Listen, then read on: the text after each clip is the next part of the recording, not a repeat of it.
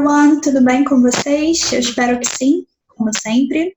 E na aula de hoje a gente vai trabalhar com uma Reading Comprehension, ou seja, a interpretação de texto de uma questão bastante recente da prova do Enem, utilizando para isso não só as estruturas léxico-gramaticais que a gente viu na última aula, ou seja, vocabulário e alguns verbos e outros conceitos gramaticais, como também a identificação das principais características dos chamados discourse genres, ou seja, gêneros do discurso. Okay?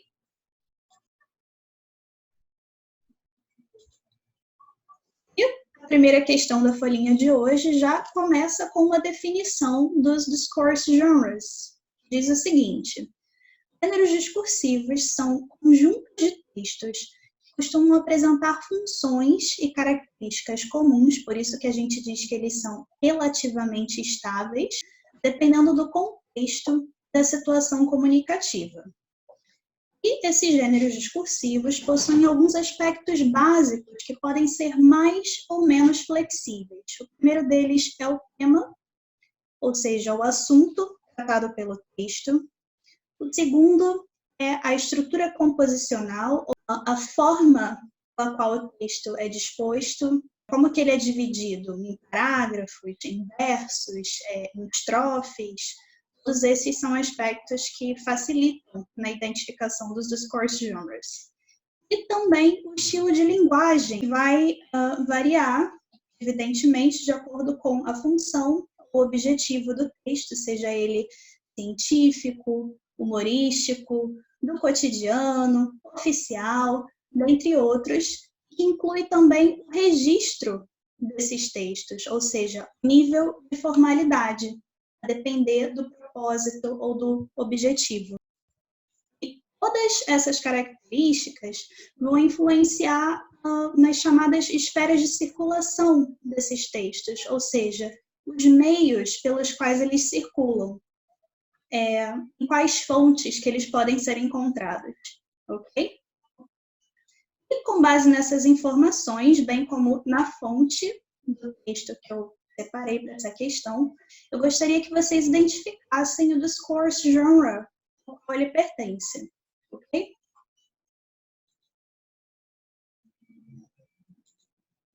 Então, se a gente der uma olhadinha primeiramente na source, ou na fonte do texto, as informações que a gente encontra. Primeiramente, o sobrenome da autora do texto, que é Nichols, seguido da inicial, nome dela, ok?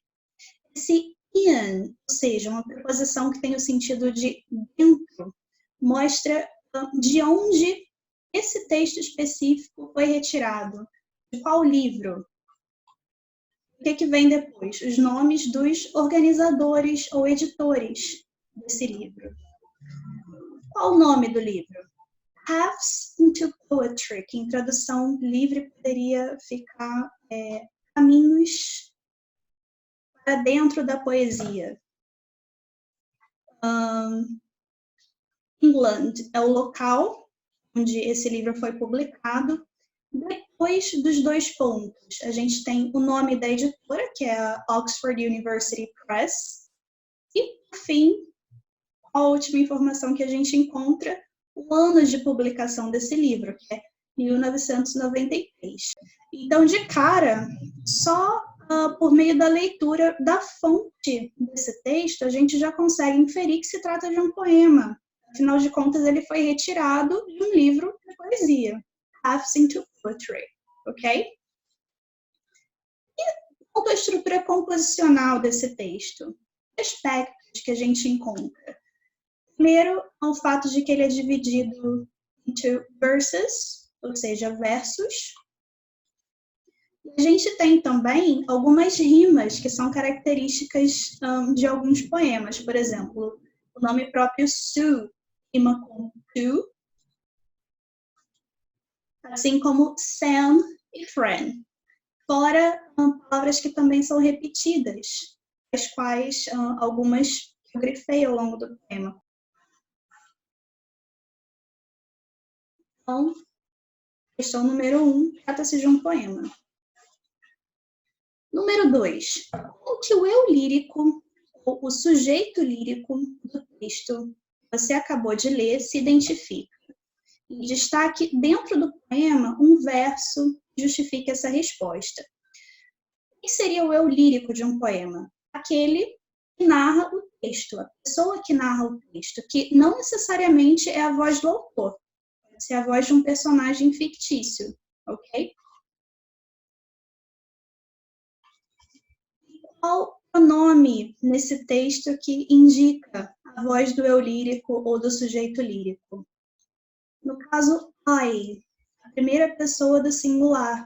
Como que essa pessoa se descreve fisicamente? Primeiramente, ela diz, I have freckles. Have, a gente já sabe que tem o sentido de posse. Eu tenho o que, no caso? Freckles são as chamadas sardas, as quais acho que a personagem Anne, da série Anne with an E, tem no rosto e no nariz. Okay? Inclusive, recomendo bastante essa série. É bem levinha e bem divertida de assistir. E mais que esse eu lírico diz sobre si? I like joking, ou seja, eu gosto de fazer piadas. I am tall. Não sei se vocês se lembram, mas significa eu sou alto. Curly, ou seja, cacheado ou cacheada.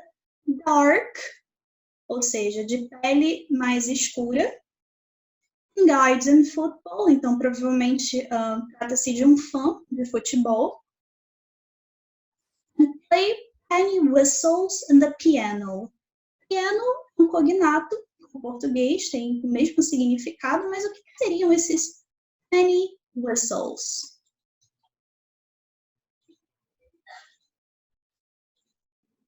Basicamente, essas flautinhas típicas da Irlanda ou da Escócia.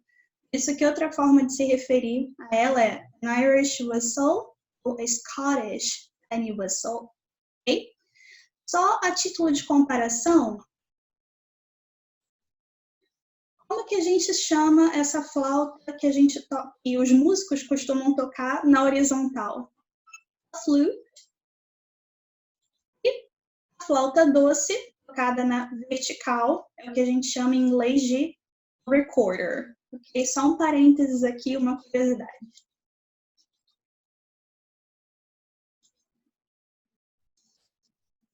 Questão número 3. As expressões enumeradas e grifadas em amarelo são utilizadas de modo a expressar comparações entre as pessoas mencionadas no texto, todos aqueles nomes próprios mencionados. Entre tais expressões, identifique quais possuem um sentido de contraste, ou seja, oposição, e quais que expressam similaridade, ou seja, semelhança. A ideia dessa questão é que, ainda que vocês não consigam entender o significado dessas expressões de forma isolada, vocês observem o contexto do poema, ou seja, quais informações que vêm antes e quais informações que vêm depois de cada expressão, de modo a inferir o significado de cada uma delas. Okay? Lá no início do poema, como que o Philip da Annie e Jim da Sue são comparados? O lírico diz o seguinte: Philip and Annie wear glasses, que a gente já viu na aula passada, que significa o quê? Usar óculos. Então, o Philip e a Annie usam óculos. And, que tem o sentido de e. So do Jim and Sue. Então, esse so do tem o sentido de adição. O que o eu lírico quis dizer nesse caso? Que, tal qual o Philip e a Annie, Jim e a Sue usam óculos, ok? E outra forma bastante comum de usar essa estrutura é utilizando a primeira pessoa do singular em inglês para concordar com alguém. Por exemplo, se alguém me diz I love literature, eu amo literatura. Se eu quiser concordar, como que eu posso me expressar? So do I. Eu também. Ou, uma expressão mais similar, me too. Eu também. Como que a gente poderia concordar com a negativa? Por exemplo, se alguém me dissesse I don't like maths, eu não gosto de matemática. Ou com me neither, nem eu. Ou a expressão neither do I, tem o mesmo significado, ok? Então, recapitulando, na afirmativa, para concordar com alguém, so do I, me too. Na negativa, me neither, nem eu, ou neither do I, ok?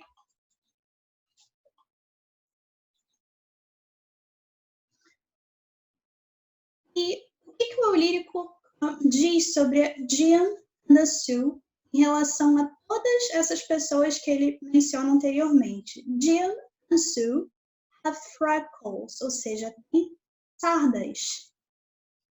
Sardas consistem numa informação semelhante a utilizar óculos? Não. Então, a gente pode inferir que but, em inglês, tem um sentido de oposição.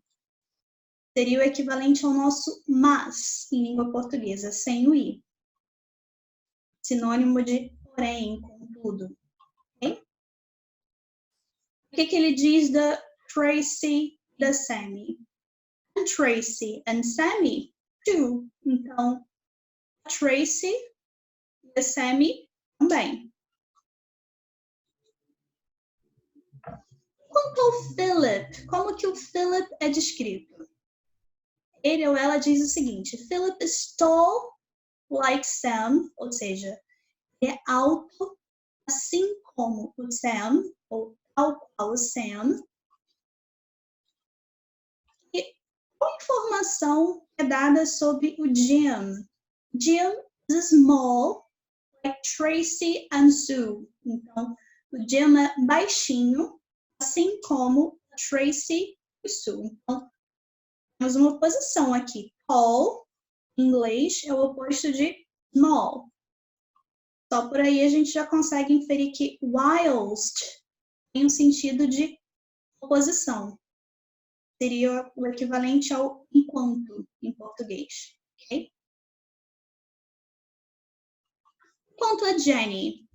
Jenny is curly, blonde and short. Então, ela é cacheada, como a gente viu na última aula. Loira e baixinha. Quanto a Sally.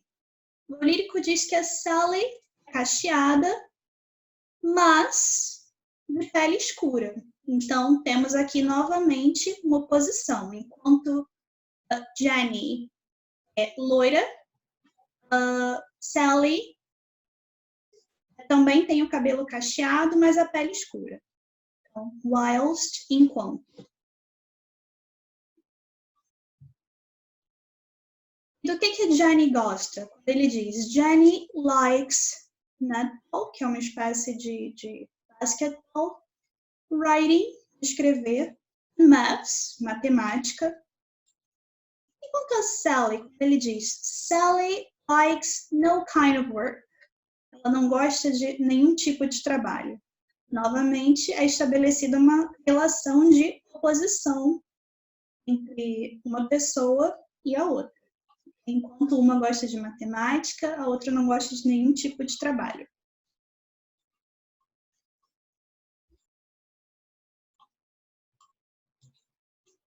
E whilst, em inglês, é o equivalente a while, enquanto.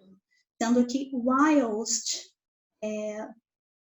possui uma conotação muito mais formal que while. Então, a gente costuma encontrar o vocábulo whilst em registros muito mais formais, em registros escritos, okay? Enquanto while é mais comum na oralidade, em contextos informais.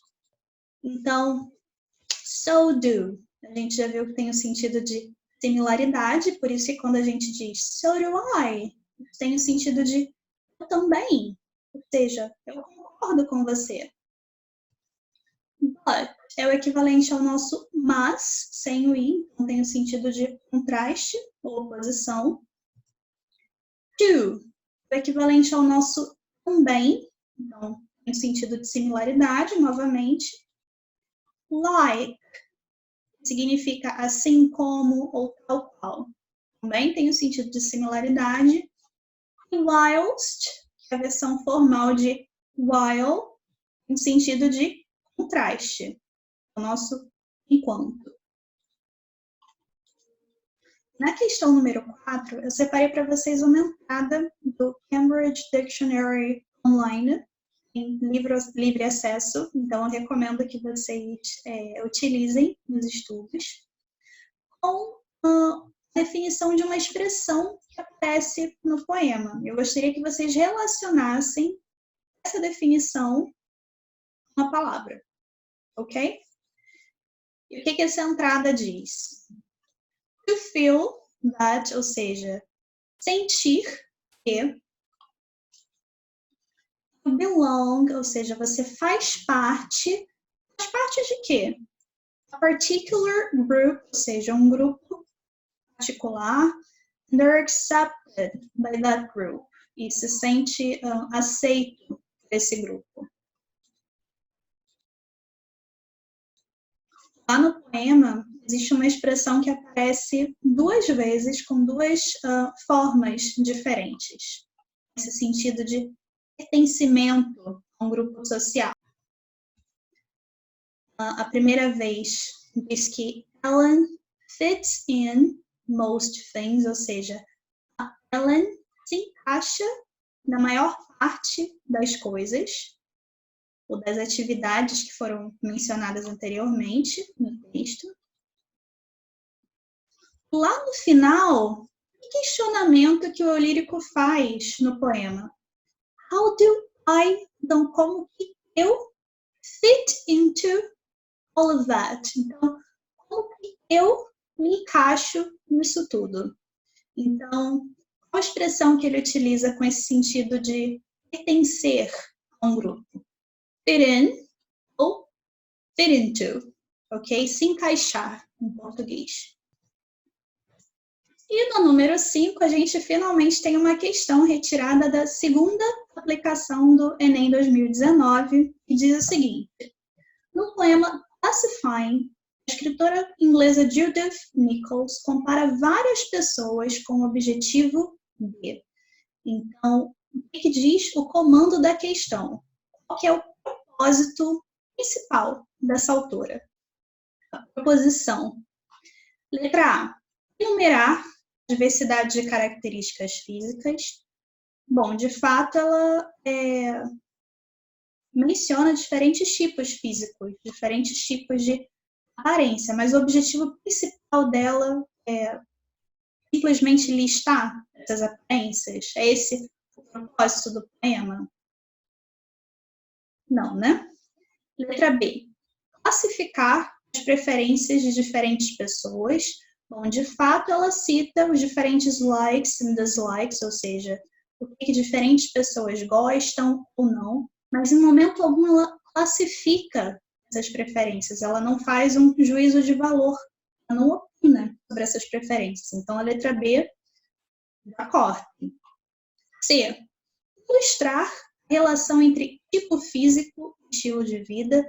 Por que a letra C não é possível? Porque, embora ela de fato mencione diferentes tipos físicos e diferentes estilos de vida, por exemplo, os esportes favoritos de algumas pessoas ou matéria favorita de um deles, ela não estabelece uma relação entre essas aparências e o estilo de vida de cada um.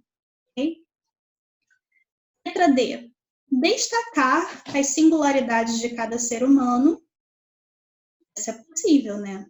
Tanto que o eu lírico do poema se pergunta lá, como que eu me encaixo dentre todos esses grupos sociais que eu citei aqui?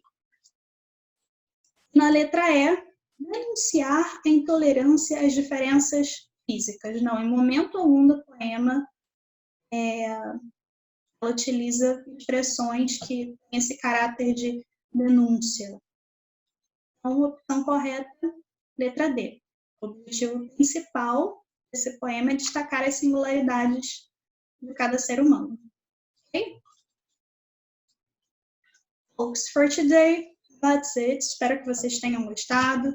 Se ficou alguma dúvida, por favor, não guardem para si. Comentem lá no nosso grupo do Facebook. Ok? See you next class.